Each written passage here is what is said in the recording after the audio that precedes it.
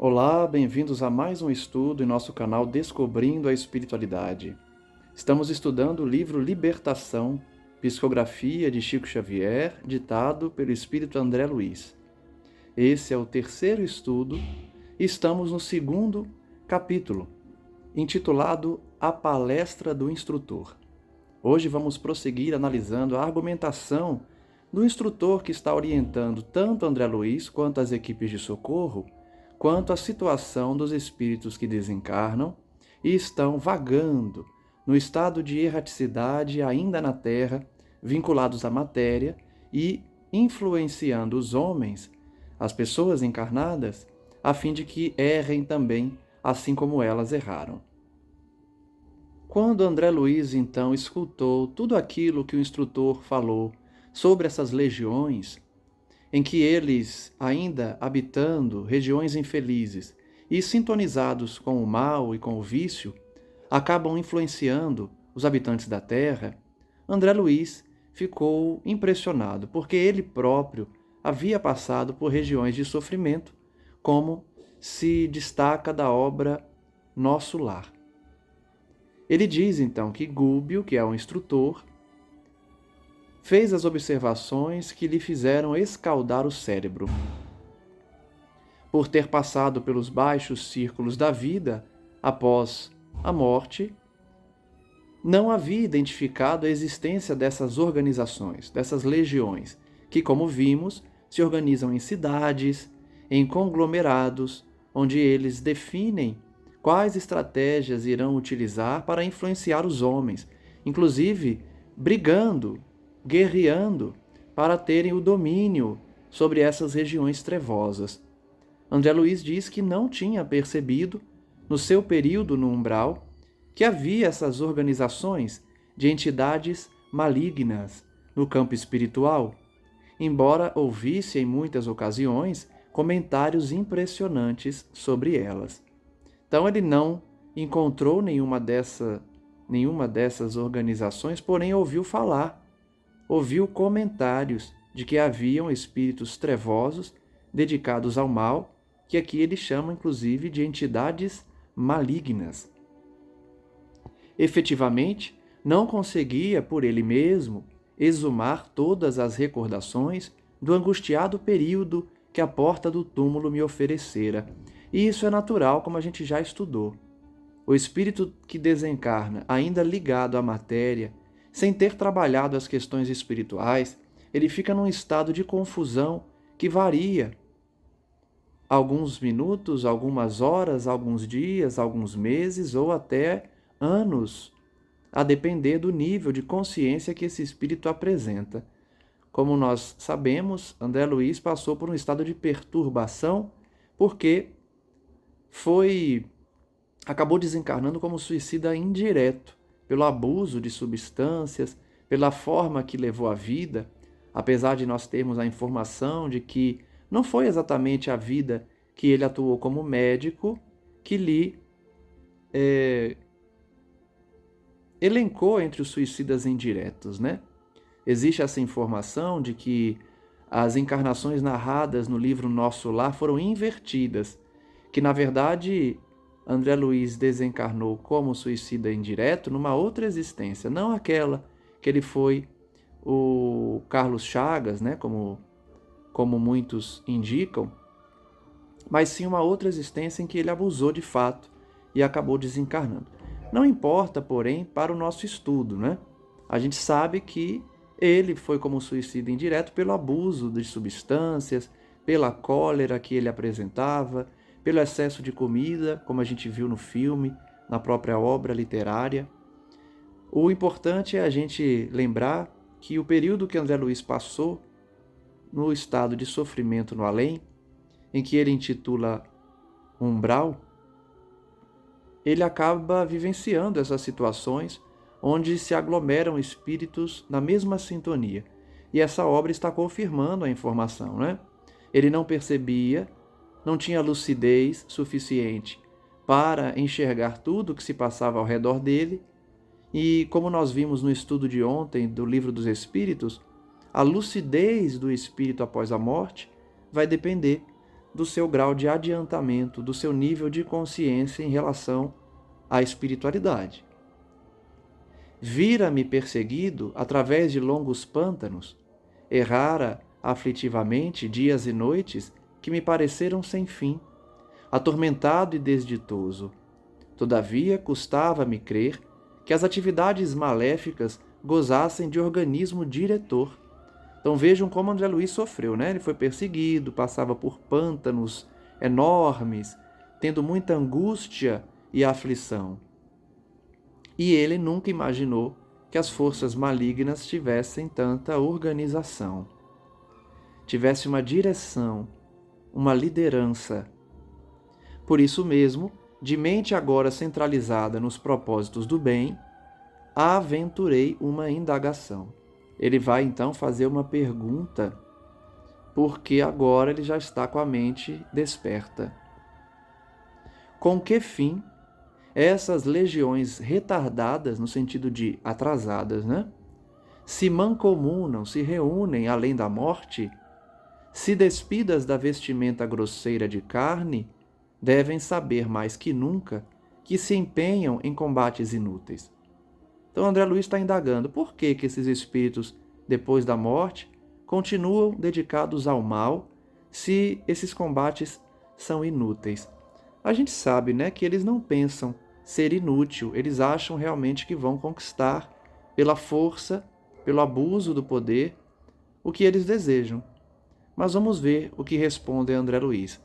Ainda na pergunta dele, ele diz: não se sentem, porventura, transportadas ao plano do esclarecimento puro? Quanto à posição que lhe diz respeito? Será que essas entidades ligadas ao mal, quando desencarnam, não recebem orientação dos bons espíritos?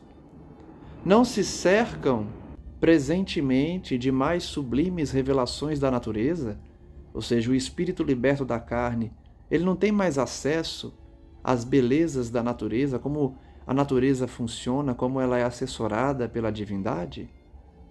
Não lhes quadrariam mais justos o trabalho edificante, o estudo nobre, na elevada aspiração de galgar a sabedoria santificante estrada acima?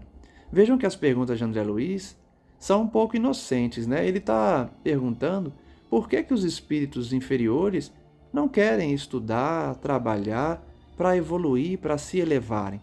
A gente sabe, né, que eles não têm interesse nisso. São muitas vezes preguiçosos, maus, que não querem realizar reforma íntima. Então eles não têm essa consciência que André Luiz está pedindo deles, né, na sua pergunta. Mas ele continua: por que motivo se aglomeram assim em ajuntamentos desprezíveis e diabólicos? Fácil de entender-se a jornada evolutiva do homem depois do sepulcro, mas o estacionamento deliberado na crueldade e no ódio, além da morte, dá para confundir a mente de qualquer. Ou seja, ele está dizendo, é compreensível que o homem, quando encarnado, adormecido, ele se dedique ao mal por não saber exatamente como funciona a vida espiritual, mas o desencarnado continuar dedicado ao ódio, à crueldade, para André Luiz não faz sentido. O orientador sorriu, maneiroso, e considerou: reportamo-nos a espíritos perfeitamente humanos, não obstante desencarnados. E tais perguntas, André, poderiam ser formuladas mesmo na crosta da Terra. Então vejam que a entidade já responde a André Luiz dizendo que esses espíritos são humanos, ou seja, continuam iguais após o desencarne. Não mudam porque morreram. Então os maus aqui da Terra, aqueles que passam a vida dedicando-se à crueldade, não deixam de ser cruéis apenas porque desencarnaram. Além disso, essas perguntas que André Luiz fez podem ser formuladas aqui na Terra. Por que os homens encarnados se dedicam ao mal? Por que, nessa luta inútil, ao invés de estudar, trabalhar e se elevar? A mesma pergunta pode ser feita para os encarnados. Por que razão nós mesmos, antes de acordar a consciência para a revelação divina, nos precipitávamos nas linhas inferiores todos os dias, contrariando espetacularmente a lei? Então a pergunta também pode ser feita a nós, que hoje já queremos o bem, porém, há pouco tempo dedicávamos também ao mal. À frente dos olhos, contávamos com o bendito dilúvio de claridade solar, jorrando incessante do espaço infinito. Todos tinham à sua frente e têm a bondade de Deus, as bênçãos, todos os dias. Todas as pessoas encarnadas e desencarnadas têm acesso às bênçãos divinas, porém, nós fechamos os olhos para isso. O mesmo fazem esses espíritos, descritos na obra, então não é surpresa algum o fato de existir organizações dedicadas ao mal, porque na Terra, mesmo diante de tantas bênçãos que jorram dos céus, os homens também optam pela crueldade.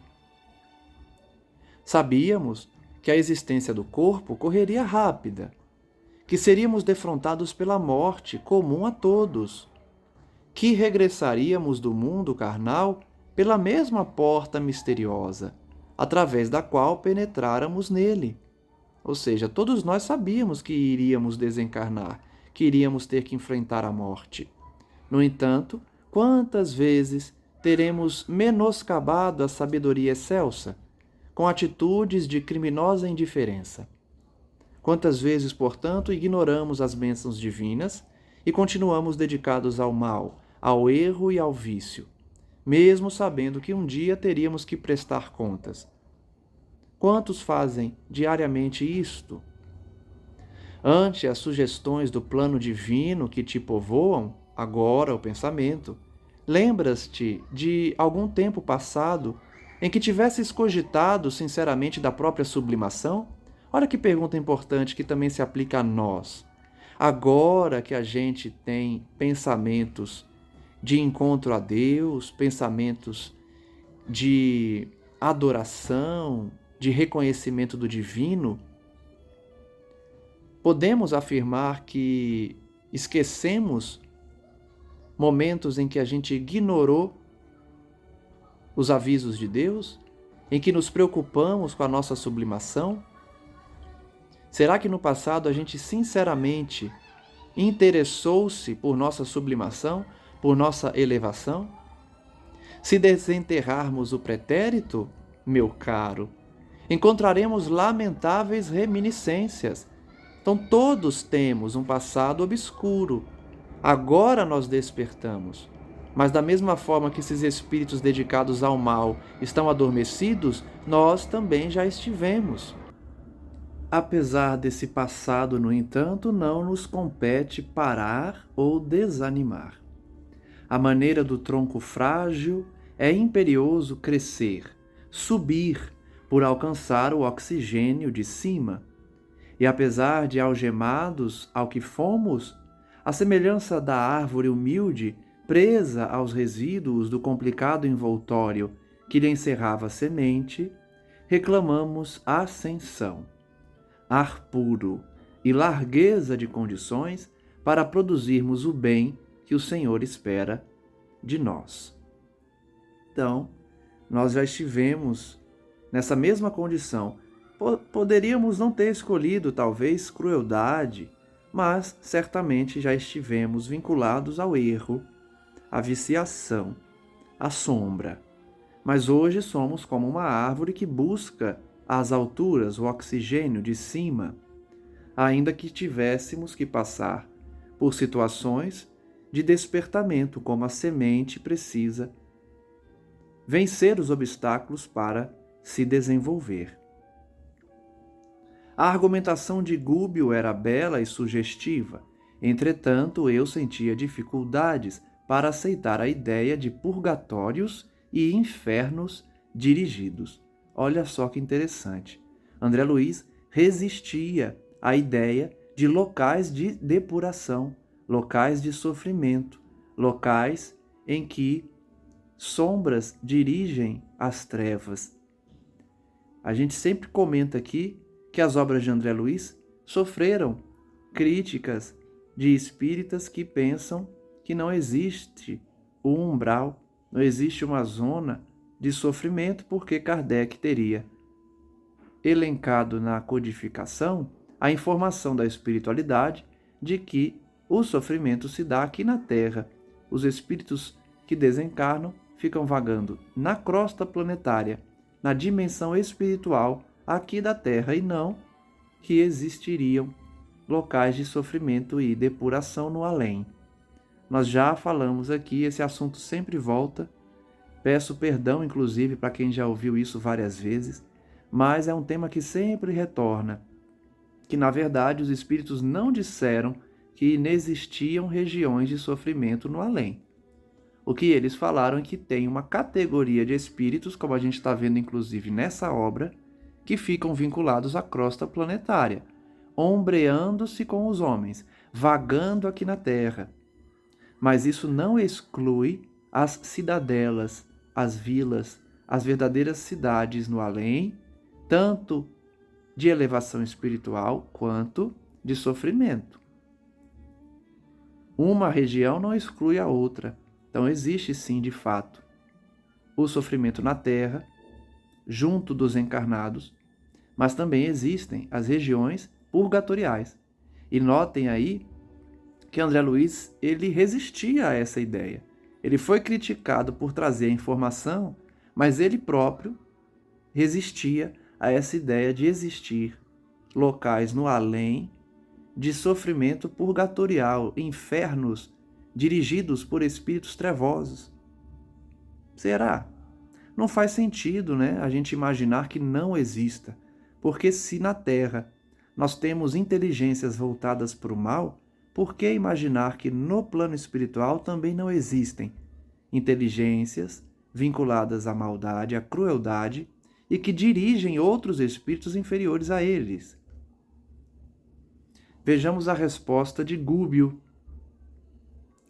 Aliás, vejamos primeiro os argumentos de André Luiz. Concordo com as elucidações, mas é quase incrível tanta ignorância, além do corpo que nos conserva em ilusão. Vejam que André entra em contradição. Ele próprio acabou de falar agora há pouco que, quando estava em sofrimento no além, estava perturbado e não conseguia ver as organizações dedicadas ao mal. Ele diz que não estava lúcido porque estava em aflição. E agora ele diz que não faz sentido essa ignorância depois da morte. É contraditório. Ele próprio sentiu na pele essa ignorância, essa falta de lucidez no plano espiritual, essa ilusão que ele está falando aí. É certo que esses espíritos estão numa situação pior que a dele quando ele tinha desencarnado, né? Porque ele desencarnou em sofrimento. E nós estamos vendo as descrições aqui de espíritos que sofrem, porém que dominam, que lideram grupos, legiões de sofrimento, crueldade, maldade. A situação deles é diferente. No entanto, ambos estariam ignorando as verdades eternas, estariam no estado de perturbação, uns mais que os outros. Mas ele continua: a sepultura nos abre a todos um caminho novo. É razoável que a mente perturbada sofra amarguras de reajustamento até que se restaure. Todavia, apropriar-se um espírito desencarnado de certos setores do caminho, como se fora deles senhor absoluto, para perpetuar sua tirania, é observação que me escapava. Então vejam que André Luiz se explica. Ele entende o período de perturbação, porque ele próprio passou. Ele entende que a mente perturbada depois da morte sofra reajustamentos. O que ele está tendo dificuldade de entender é um espírito que queira liderar mentes para o mal, hordas de espíritos trevosos, liderando para exercer com tirania o seu poder. Então, André Luiz está fazendo uma observação mais específica, né, dos espíritos que continuam a governar no além, só que governos tirânicos. E aí a gente pode fazer a reflexão, né? Será que grandes conquistadores, como os imperadores do passado, E aqueles também que provocaram guerras, como Hitler e outros, será que eles lideram outros espíritos para o mal no além? É o mais provável, é o mais lógico, né? A depender da permissão divina, é natural que líderes na Terra para o mal continuem líderes no plano espiritual para o mal também. Não esquecendo que eles estão em sofrimento e que eles terão que expiar essas faltas. Não é que o mal não sofra punições, não sofra no além. A gente não está dizendo aqui que vale a pena fazer o mal, porque quando você desencarna, você pode liderar outros grupos e continuar no mal. Não é isso, porque a gente sabe que mesmo que o espírito faça essa escolha, ele vai sofrer muito. E quanto mais mal ele fizer, mais ele se endivida, mais atrasa a sua evolução e provavelmente é expulso para um planeta inferior, né? Não regredindo na escala evolutiva, mas inferior nas conquistas científicas, no conforto material, enfim. Portanto, não é que o mal não sofra no além a consequência de suas faltas. É que muitos continuam a errar e vão somando essas faltas para depois expiar. O orientador então responde a André Luiz: sim, para quem refletiu sobre o assunto durante muito tempo, em sentido contrário à realidade, o apontamento surpreende bastante. Então, para quem nunca aprofundou nesse tema, pode se surpreender com a informação. Todavia, não vejo obstáculos à apreensão do ensinamento. Reconheçamos, por exemplo, que o homem comum já atravessou desde milênios a estação evolutiva em que se demora o irracional. Olha que inteligência, olha que argumento. Ele está começando a explicar para André Luiz por que esses espíritos estão nessa condição. E aí ele vai dizer: nós, até atingirmos o estado atual de raciocínio, de avanço científico, de organização da sociedade, nós já fomos irracionais. Nós já fomos seres recém-saídos do primitivismo, da animalidade. Em várias ocasiões, revelamos comportamentos de nível inferior. Às vezes, hoje ainda, nos comportamos de forma mais irracional que o homem das cavernas. Então veja quanto tempo leva para a gente evoluir. Então faz todo sentido que esses espíritos estejam ainda pensando que o melhor caminho é o caminho do mal, da dominação pela força, pelo exercício da tirania. Imprimindo então grave em tono a voz, agradável e fraternal, acrescentou: notemos que nós mesmos, os desencarnados, nos movemos num campo de matéria que se caracteriza por densidade específica, embora rarefeita, quando confrontada com as antigas formas físicas. E nossa mente, em qualquer parte, na crosta ou aqui onde nos achamos, é um centro psíquico de atração e repulsão. Então, depois de explicar que o nosso estado evolutivo é lento e que muitas vezes nos comportamos como verdadeiros irracionais, ele está explicando a André Luiz que os desencarnados, mesmo libertos da matéria, cultivam pela força mental a repulsão ou a atração conforme a sintonia. Então, como a matéria deles é mais rarefeita, não é igual à nossa aqui de encarnados, a lei de atração e repulsão age pela força psíquica. O espírito encarnado respira numa zona de vibrações mais lentas, enfaixado num veículo constituído de trilhões de células, que são outras tantas vidas microscópicas inferiores.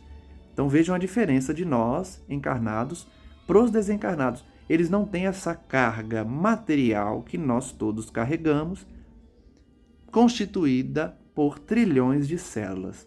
Cada célula uma vida microscópica inferior. Então imagine a diferença que é carregar esse corpo para um espírito que não tem o magnetismo de de trilhões de células percorrendo o seu corpo perispiritual. As células estão presentes no corpo físico.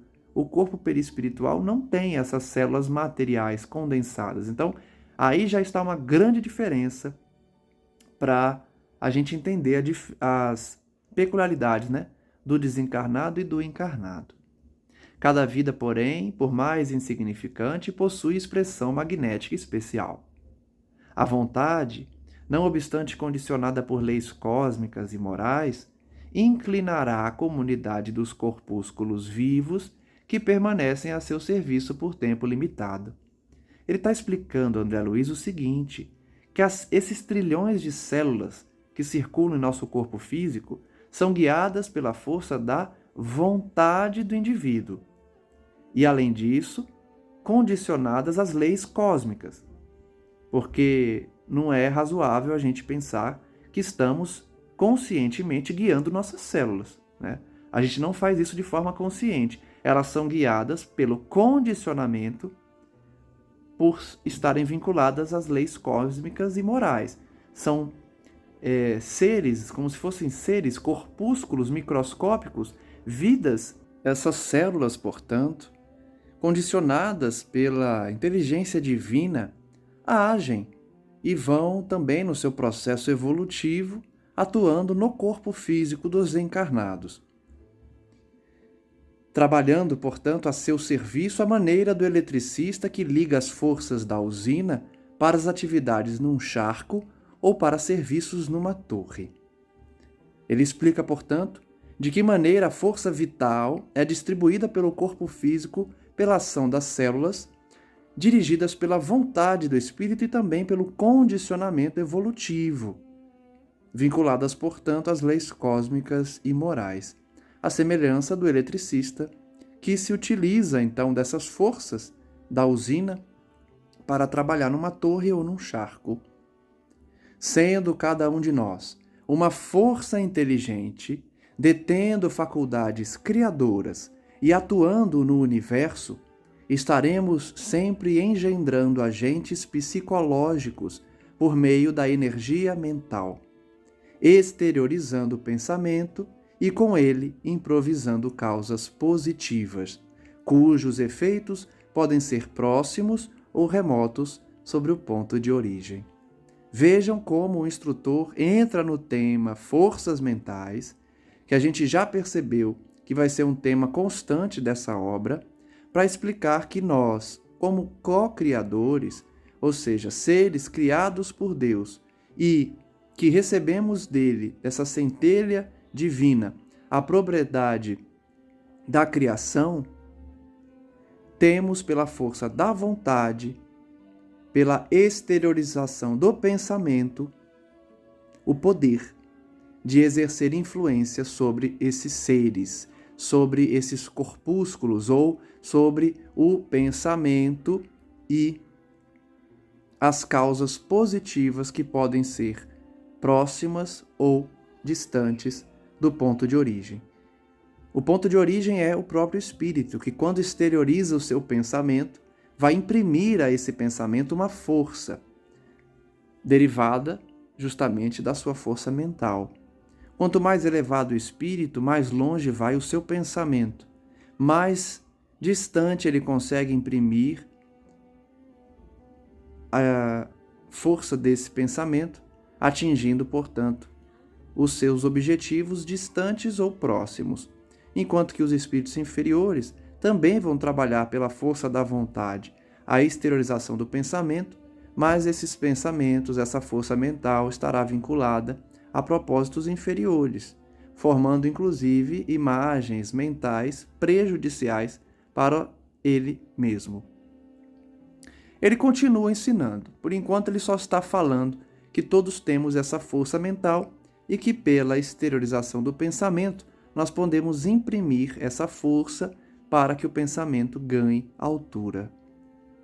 Abstendo-nos de mobilizar a vontade, seremos invariáveis joguetes das circunstâncias predominantes no ambiente que nos rodeia. Então vejam que ele diz que o espírito pode não fazer uso da sua força mental.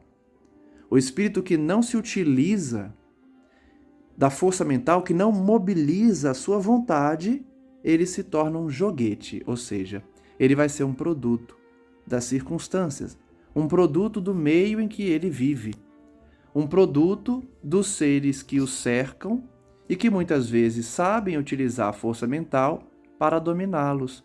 E é isso que a gente vê acontecer nesses grupos dedicados ao mal. Há muitos espíritos que estão ali vinculados na condição de escravos, porque a sua força mental é totalmente suprimida pela força mental dos seus perseguidores. E a gente já estudou que isso acontece pela culpa, pelo remorso que o espírito sente por se sentir criminoso, por se sentir culpado. Ele aceita a subjugação de outro espírito, muitas vezes mau, cruel, que imprime sobre ele a sua força mental e o domina, como a gente vai ver inclusive nessa obra. Contudo, tão logo deliberemos manobrá-la, é indispensável resolvamos o problema de direção. Então ele está dizendo, quando a gente começa a entender a nossa força mental, quando a gente começa a compreender que nós temos uma potencialidade divina pela exteriorização do pensamento por força da vontade, nós vamos resolvendo esse problema de direção, ou seja, vamos direcionando o pensamento para o que realmente importa para a nossa evolução. Vamos direcionando o pensamento para o que nos eleva e não mais para o que nos atrasa.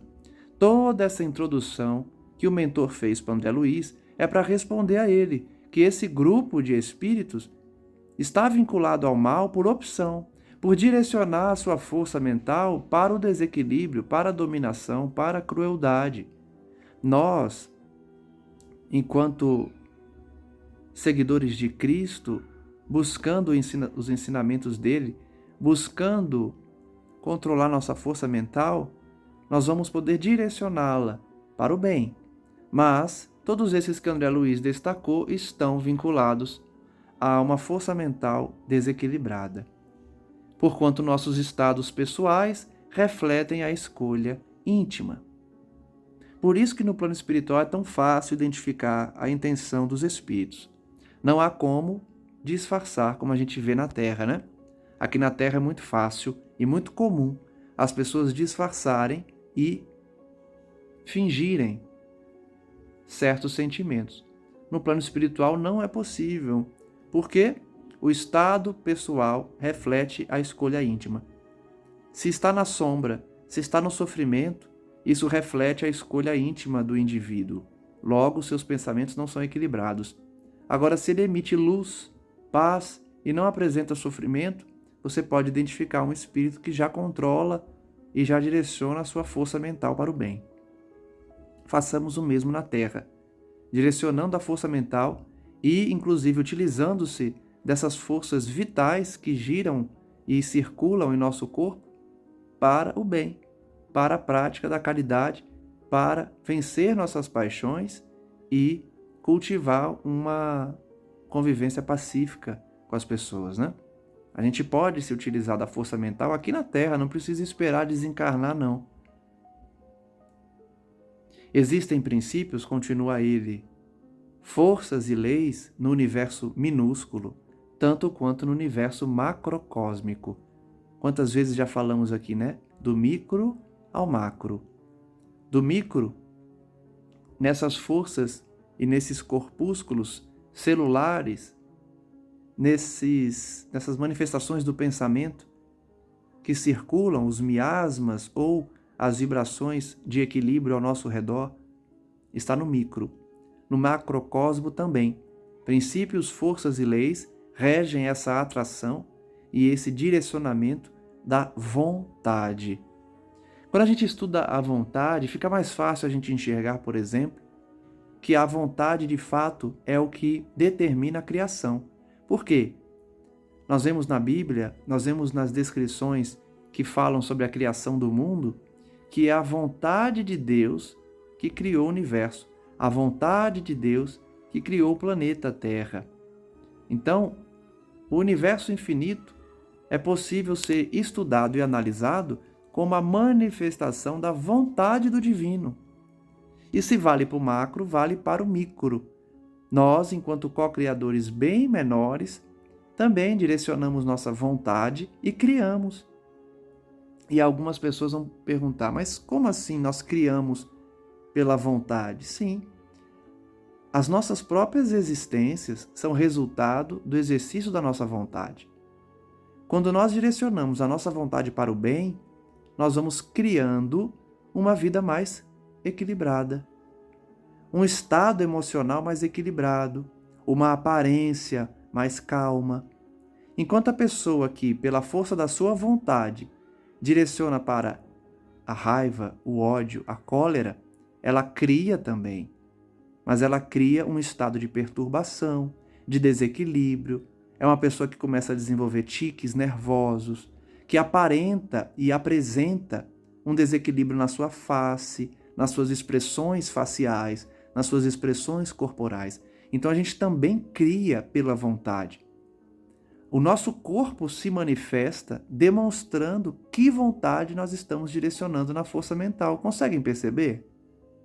Que a forma que a gente direciona a força mental também é criadora no micro e no macro?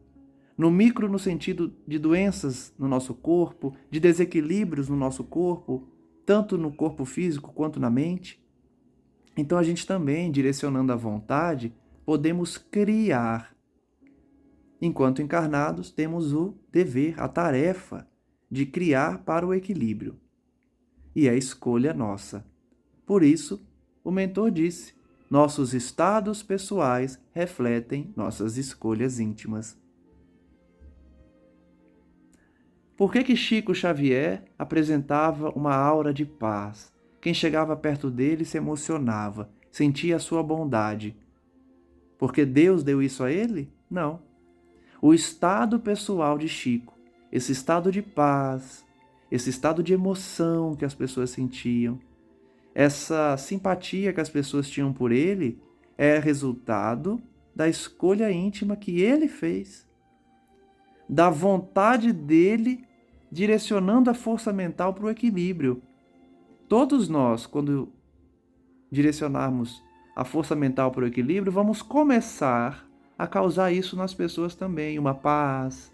A pessoa gosta de estar ao nosso lado, de conversar com a gente, porque sente essa vibração. Então não é meramente palavras, não é, como eu vejo muita gente pensar, invenção do espiritismo. Não, é realidade. E a gente pode atestar isso na nossa vida. Não só em relação aos outros, mas com nós mesmos, conosco mesmos. A nossa vida se equilibra quando a gente muda esse direcionamento da nossa força mental pelo exercício da vontade. Mas continuemos, né? Dirija um homem a sua vontade para a ideia de doença e a moléstia lhe responderá ao apelo, com todas as características dos moldes estruturados pelo pensamento enfermiço. Gente, isso aqui é tão avançado para a época. Isso está sendo percebido hoje, muitos anos depois que essa obra foi escrita. Só comprovando, né? O Espiritismo traz informações que a ciência sempre comprova. Ele simplesmente está dizendo que a forma que o indivíduo leva a vida, que o pensamento que ele cultiva, pode adoecê-lo ou pode curá-lo. Então, na mesma linha que a gente já vinha falando, né? A força mental, a escolha que o indivíduo faz, lhe traz paz, doenças ou estados de equilíbrio. Dependerá, portanto, da direção que nós damos à nossa vontade. E vejam, inclusive, que ele diz que a enfermidade ela seguirá os moldes do pensamento do indivíduo. Então, até isso a gente produz. Né? Não é somente a doença propriamente dita, mas os detalhes dessa doença, que vão seguir os moldes que o pensamento da pessoa está imprimindo. Muitas vezes de forma inconsciente. Ninguém quer produzir uma doença de forma consciente em si mesmo, mas acontece de forma inconsciente. Por exemplo, quando a pessoa cultiva a cólera, ela traz inúmeras enfermidades no setor gástrico, né? Na região gástrica, na região mental também, porque são desequilíbrios inconscientemente configurando estados enfermiços. Por quê? A sugestão mental determina a sintonia e a receptividade da região orgânica.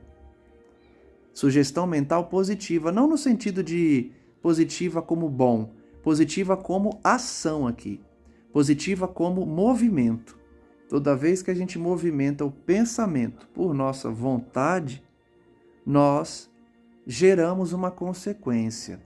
Isso é uma sugestão mental positiva, de movimento, determinando então sintonia e receptividade do corpo físico.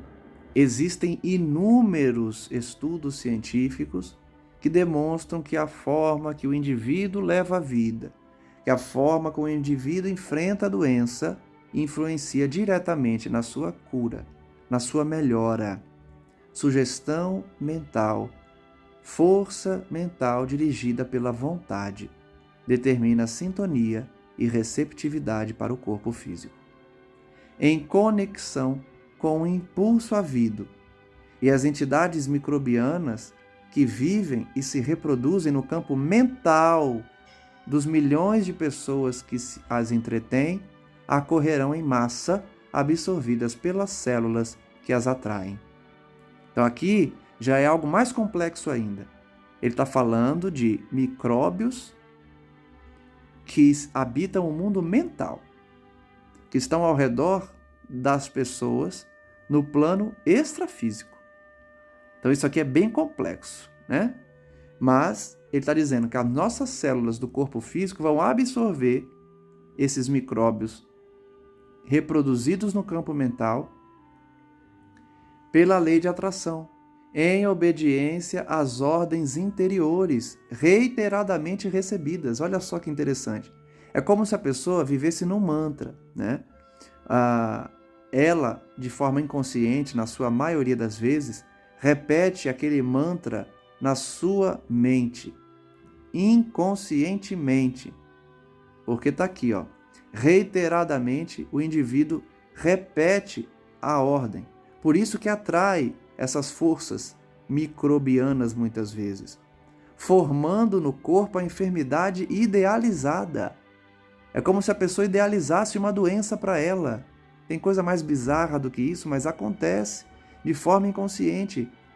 Todos que vivem num estado de desequilíbrio, num estado de culpa muito grande, de mágoa principalmente, que fica revivendo o mal que sofreu, que não perdoa, ou que fica enviando energias de vingança e de desequilíbrio, ela está idealizando doenças para o seu próprio corpo. E aqui está a explicação de como ocorre na prática. Pela vontade, a pessoa imprime essa ordem repetida várias vezes. Ela repete a mesma ordem de desequilíbrio, de raiva, de ódio, de cólera. E essa repetição vai atraindo micróbios mentais que são absorvidos pelas células, formando as doenças. Claro que nesse capítulo temos a questão das provas necessárias, nos casos em que determinada personalidade renasce, atendendo a impositivos das lições expiatórias. Então vejam, ele está dizendo o seguinte: não é toda doença que é produzida inconscientemente pelo indivíduo. Existem as doenças expiatórias, que o indivíduo reencarna com a predisposição, com a doença que vai se desenvolver, independentemente do estado mental do indivíduo. Então existem as doenças que são oriundas do planejamento reencarnatório do indivíduo e existem as enfermidades produzidas pelo seu estado mental. É certo que, mesmo as doenças expiatórias, mesmo aquelas que você já reencarna com a predisposição de possuí-las por uma questão expiatória, ela poderá ser aliviada pela forma que você leva a sua existência, pelo seu estado mental, pela sua vontade.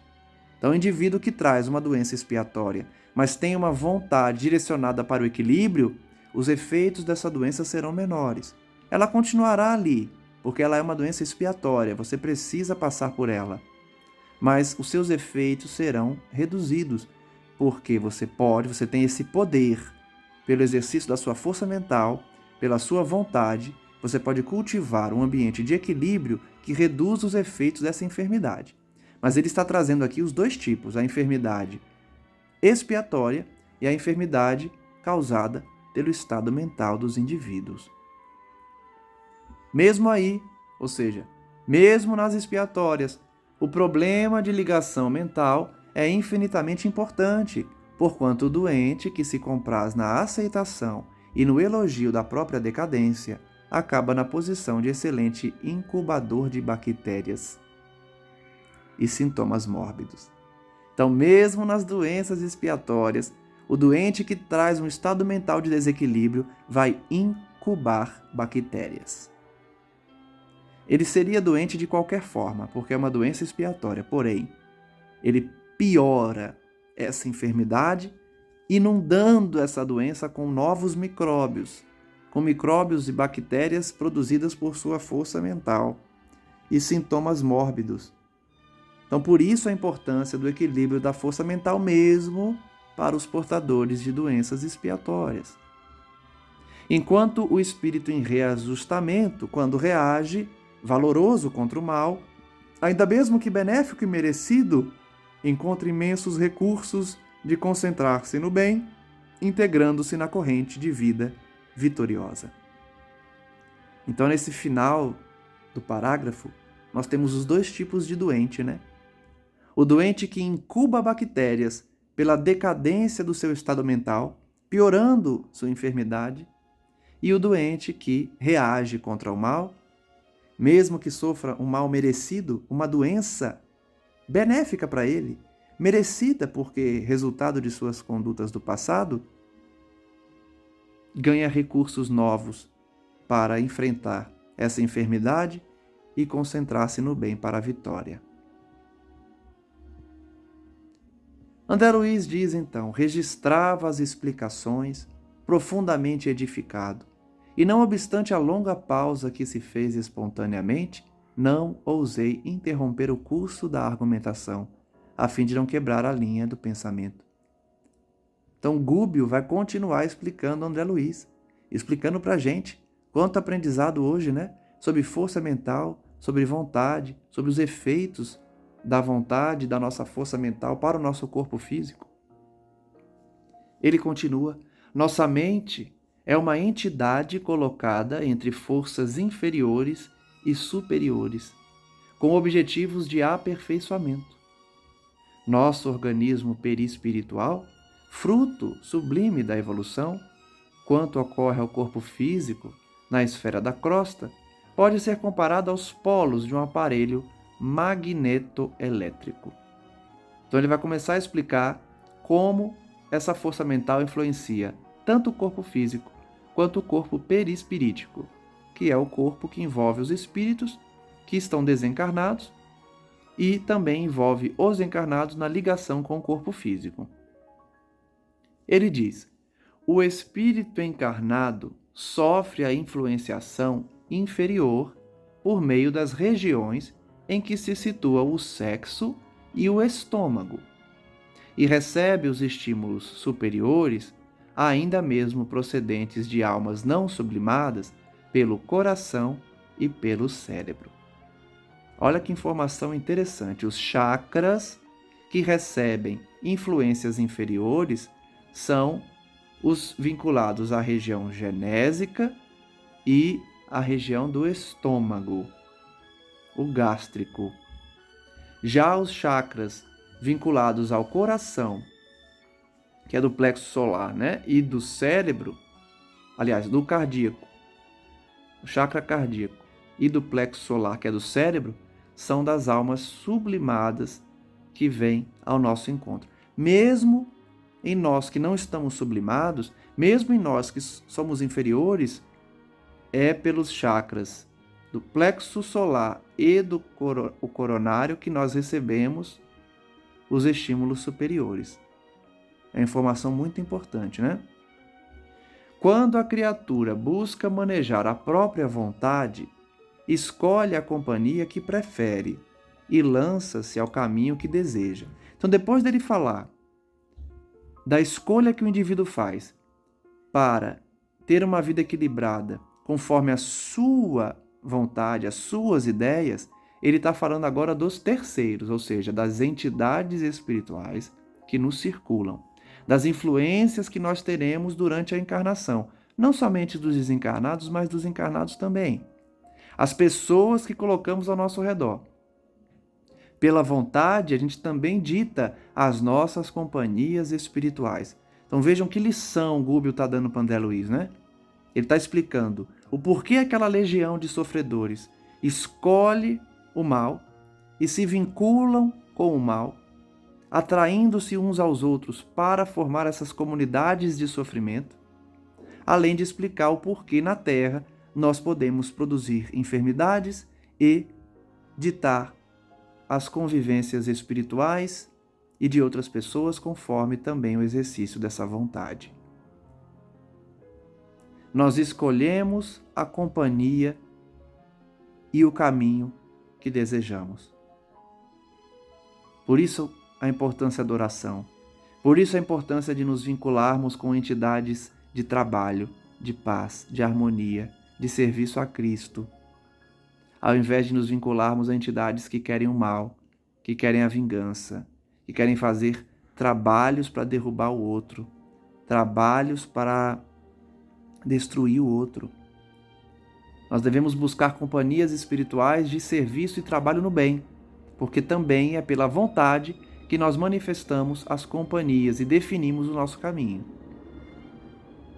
Se não escasseiam milhões de influxos primitivistas, constrangendo-nos, mesmo aquém das formas terrestres, a entreter emoções e desejos em baixos círculos e armando-nos quedas momentâneas em abismos do sentimento destrutivo, pelos quais já peregrinamos há muitos séculos, não nos faltam milhões de apelos santificantes, convidando-nos à ascensão para a gloriosa imortalidade. Então ele está dizendo para André Luiz, o homem encarnado recebe convites inferiores a todo momento. Nós, na Terra, e não só os encarnados, os desencarnados também, estamos cercados por influxos primitivistas que nos constrangem, ou seja, paixões na área sexual, na área sentimental, na área financeira, enfim, em todas as áreas.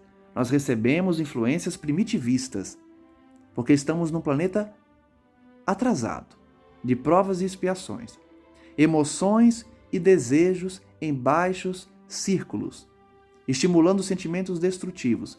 Nós todos recebemos essas influências, porém, não nos faltam milhões de apelos santificantes que nos convidam para a imortalidade. Quem acha um canal no YouTube que está estudando uma obra espírita, quem busca uma oração por meio de um vídeo, quem abre uma página e resolve orar, está atendendo aos apelos santificantes para a nossa ascensão. Porque a maioria vive cercada por influxos primitivistas e aceitam esses influxos. Abraçam esses influxos, trazem para dentro de casa, não só a casa física, mas a casa mental. E quando decidem assim agir, vivem num constante influxo de energias inferiores, muitas vezes sem se perceberem, mas, ao mesmo tempo, recebem convites diários, seja de um parente que manda um vídeo, que manda uma oração no grupo da família, que manda uma reflexão, seja um amigo que manda uma mensagem para você, uma inspiração do seu mentor espiritual, que fala, vai no centro espírita, vai no templo, tanto tempo que você não vai, visita um enfermo. Então, a todo momento, apesar de estarmos cercados por influxos primitivistas, nós recebemos a todo momento apelos santificantes, pedidos de nossos entes queridos, de nossos instrutores, dos seres que nos amam, do próprio Cristo, que até hoje convida diariamente a humanidade a se voltar para Ele. Os apelos santificantes nos cercam todos os dias. Por isso, a gente aprende aqui, né? Não adianta pensar que é só chegar do lado de lá e falar: eu não sabia, mas eu pensei que era diferente. Ninguém me avisou. Avisou. São inúmeros os convites, os apelos diários. Aí a pessoa não enxerga, né? A pessoa não enxerga na mãe que manda uma mensagem: meu filho orou hoje, meu filho, sai dessa vida, meu filho, para de fazer tal coisa. A pessoa não percebe que isso é um apelo santificante, é um pedido que alguém que ama está fazendo para ele.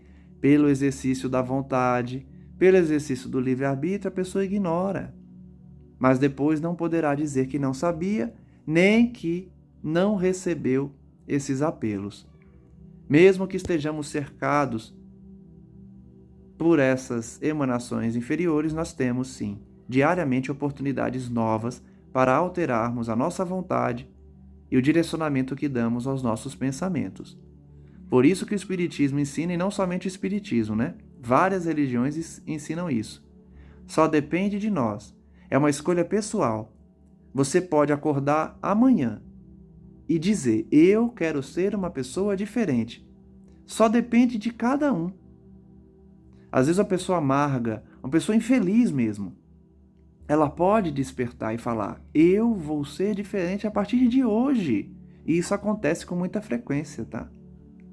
Não só mudança de atitude, mas vencer vícios também. A pessoa pode falar: a partir de hoje eu não vou mais cair nesse vício. E conseguem. Depende da força de vontade. O instrutor, então, olhando para eles todos, com seu olhar percussiente e calmo, ainda ponderou. Entenderam agora como é compreensível a opção de certos espíritos pela casa escura do crime? Então, toda a introdução que a gente viu foi para responder André Luiz. André, entendeu por que o espírito morre, né? O encarnado morre, vai para o além e continua no mal? Continua escolhendo a casa escura do crime depois do túmulo? Como ocorre com milhões de entidades encarnadas que escolhem o crime diariamente, encarnado aqui na Terra, escolhe o crime, morre, continua escolhendo o crime, que em plena harmonia com a natureza terrestre estimam viver no domicílio da enfermidade. Olha só, quantos na Terra vivem ao lado de rios, de matas, de belezas naturais e escolhem viver na enfermidade. Fecham os olhos para as belezas do mundo e escolhem livre-arbítrio, vontade, força mental. É a escolha do indivíduo, mesmo cercado de belezas e de bons exemplos. Atitudes mentais enraizadas não se modificam facilmente. Resumo do estudo de hoje. Resumo da resposta para André Luiz. Atitude mental enraizada não se modifica facilmente. A pessoa enraizou durante toda uma existência, ou talvez durante mais de uma existência, atitudes mentais de crime, de desequilíbrio, de desvio. Então demora para a pessoa mudar a sua atitude mental. O rei que governa milhares, o condutor que se acostumou a traçar férreas diretrizes, o homem que se habituou a dobrar caracteres alheios, quando não dispõe de princípios santificantes no terreno idealístico, para se alimentar intimamente na tarefa que se consagram, não se transformam em servidores humildes de um momento para outro, só porque se desfizeram da carga de células materiais. E é por isso que, quando o indivíduo passa várias encarnações como um rei, como senhor, como alguém que domina os outros, ele só muda de atitude mental quando reencarna sofrendo. Isso a gente vê em várias obras. Isso é característica do ser humano inferior. Enquanto vem dominando, é mal, é ditador, impõe seus ideais, não se interessa pelo sentimento do outro, porque está sempre na posição de dominador. Só começa a mudar quando reencarna e troca de posição. Passa a ser o dominado, passa a ser quem está sofrendo. Aí começa a mudar seu estado mental. Porque ele está se habituando, são várias encarnações que se habituou a ser um ditador. Para ele ser um servidor humilde, vai levar tempo até ele mudar esse estado mental. Quando não se recomendam aos precipícios da loucura, no eclipse total da razão por tempo indeterminável, em vista dos desvarios na intelectualidade e no poder, são conservados e respeitados na obra evolutiva do mundo pelas qualidades apreciáveis e dignas que já conquistaram, embora as paixões violentas que lhes assinalam a vida íntima. Então ele está dizendo que esses espíritos que criam um hábito de desequilíbrio e maldade, ele ou enlouquece, ou ele vai ser respeitado por suas conquistas dignas, mas vai trazer suas paixões violentas, sendo utilizados então por gênios superiores para o aprimoramento planetário. Mesmo esses então que estão em desequilíbrio, mas que já tiveram algum avanço, são utilizados pelos espíritos superiores para contribuir com a humanidade.